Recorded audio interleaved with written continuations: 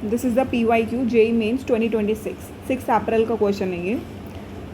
Question says an oxide of iron contains 69.9% iron, its empirical formula is, given is the molar mass of Fe and oxygen that is 56 and 16 gram per mole respectively. Done. अब सबसे पहले बात ये कर लेते हैं कि ये कौन से टॉपिक से आया है। तो टॉपिक है ये मोल कंसेप्ट, और मोल कंसेप्ट में भी कहाँ से आया है ये क्वेश्चन, मोल कंसेप्ट में भी ये एम्पिरिकल फार्मूला का क्वेश्चन है। डन। अब जब भी हम मोल कंसेप्ट करते हैं तो हमें पता होता है कि मोल कंसेप्ट में एम्पिरिकल फार्मूला, कॉन्सेंट्रेशन टर्म्स और लिमिटिंग रिएजेंट, ये कॉमन टॉपिक्स हैं, यहाँ से क्वेश्चन आने की बहुत हाई प्रोबेबिलिटी है। अब आते हैं नेक्स्ट, क्योंकि हमें परसेंटेज दी हुई है यहाँ पे, तो हम क्या करेंगे, टोटल मास को हम एज्यूम कर लेंगे 100 grams. So let the mass of oxide, oxide का जो मास है वो हमने 100 ग्राम्स एज्यूम कर लिया। ऐसा करने से क्या होगा, जो आयरन की हमें परसेंटेज दी हुई है वही उसके मास बन जाएगा। डन।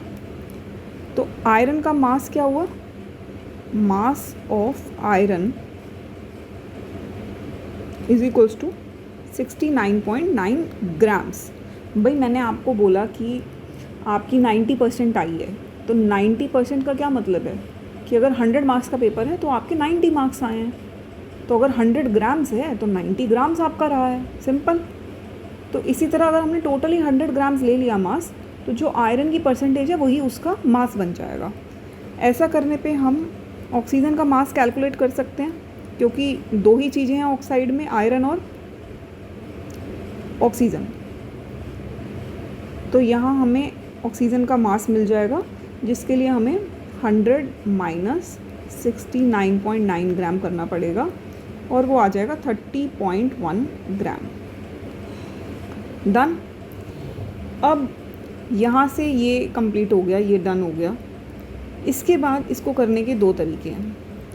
देखिए जी, अब क्या कर सकते हैं हम, मेरे लिए ये बहुत कॉमन तरीका है, मतलब मैं क्वेश्चन हमेशा एम्पिरिकल फार्मूला इसी से करती हूँ। It saves me some space, और थोड़ा एक साथ एक ही जगह पे आंसर निकल आता है, लास्ट स्टेप में सीधा आंसर आ जाएगा।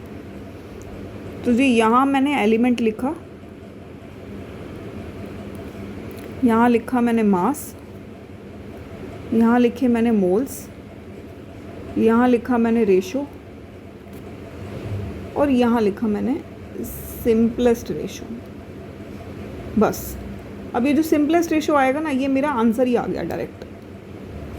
ठीक है जी, सबसे पहले आ जाते हैं एलिमेंट क्या है मेरे पास, थोड़ा स्पेस देना पड़ेगा इसमें हमें। एलिमेंट है, एक आयरन है, एक ऑक्सीजन है। आयरन का मास मुझे यहाँ पे 69.9 मिला है, गिवन मास की बात हो रही है ये। ठीक है जी, और ऑक्सीजन का मास मिला है मुझे 30.1। ठीक है जी, मोल्स निकालने हैं मुझे, तो मोल्स के लिए क्या करना पड़ता है, given mass by molar mass. तो मैंने क्या किया है यहाँ पे 69.9 डिवाइड बाय, क्वेश्चन में 56 दिया हुआ है, और यहाँ 30.1 डिवाइड बाय, क्वेश्चन में 16 दिया हुआ है। ठीक है जी, इन्हें डिवाइड करेंगे, आंसर आ जाएगा 1.25 के अराउंड। डन। और अगर 30/16 करेंगे तो आंसर आ जाएगा 1.88 आ रहा है अप्रॉक्सीमेट। डन। अब यहाँ पे इनका रेशो ले लेते हैं।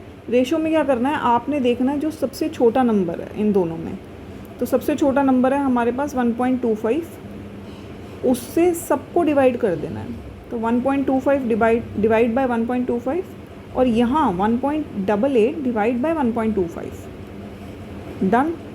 ये हो जाएगा 1, और ये हो जाएगा 1.51 अप्रॉक्सीमेट।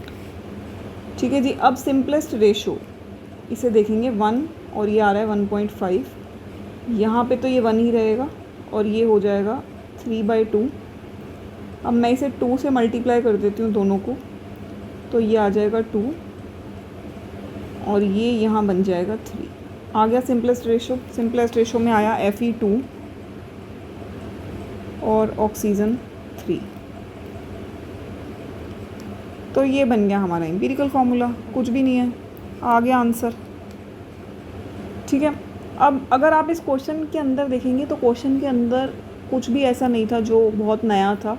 इसी तरह क्वेश्चन एनसीईआरटी भी पूछ रही है, इसी तरह क्वेश्चन जेईई मेंस में पूछा जा रहा है, और कोई बहुत पुराना एग्ज़ाम नहीं है, 2026 का पेपर है।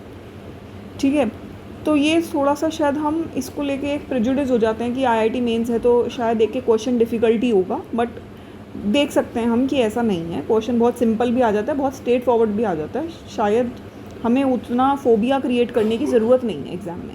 डन। तो बहुत सिंपल क्वेश्चन है, एम्पिरिकल फार्मूला हमने कैलकुलेट कर लिया है, Fe2O3 रहेगा और यही आंसर है आपका। So that's all for this, and please follow for next question. Thank you so much, all the best.